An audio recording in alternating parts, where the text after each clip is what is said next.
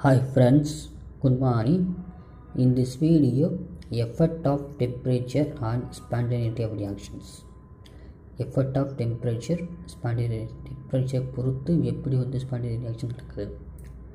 Delta H, delta S, delta G இந்த மாதிரி வச்சு நெகட்டிவ் பாசிட்டிவ் வேலையை வச்சு நம்ம வந்து கண்டுபிடிக்கணும்.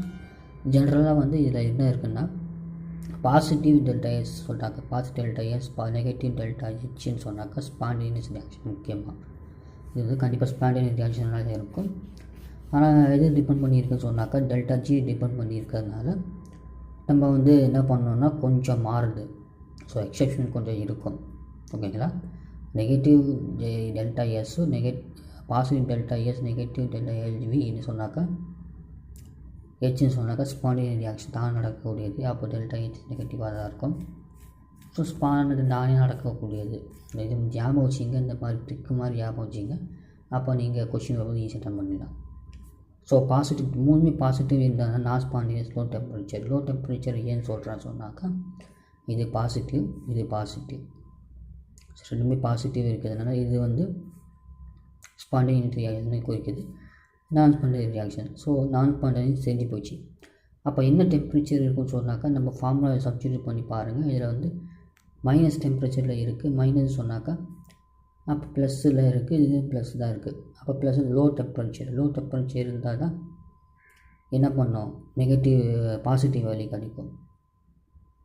இது லோ ஆகும், இது ஹை ஆகும். இது பாசிட்டிவ் ஏற்கனவே பாசிட்டிவ் இருக்குது. இது லோவாக இருந்துச்சுன்னா இது நெகட்டிவ் வேல்யூ தான் கொஞ்சம் குறையுது. அப்போ கழிச்சுன்னு சொன்னாக்கா பாசிட்டிவ் வேல்யூ இருந்தது லோ டெம்பரேச்சர். ஓகே, அப்புறம் மூணுமே மைனஸில் இருந்துச்சுன்னா இது கண்டிப்பாக வந்து ஸ்பான்டேனியஸ் ரியாக்ஷன். அப்போ லோ டெம்பரேச்சர் ஹை டெம்பரேச்சரா அப்படின்னு சொல்லி பார்க்கும்போது இது வந்து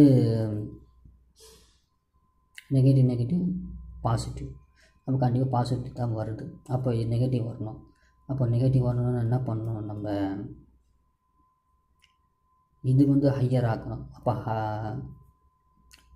இது ஹை நெகட்டிவ் வேல்யூ இருந்துச்சுன்னா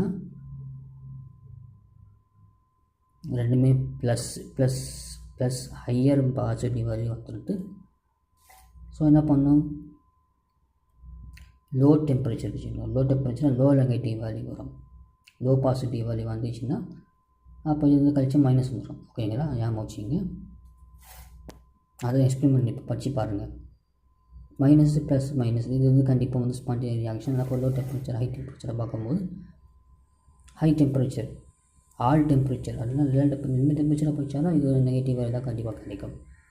ப்ளஸ் மைனஸ் சொன்னாக்கா ஸ்பான்டேனியஸ் ஹை டெம்பரேச்சர் பாசிட்டிவாக இருக்கிறதுனால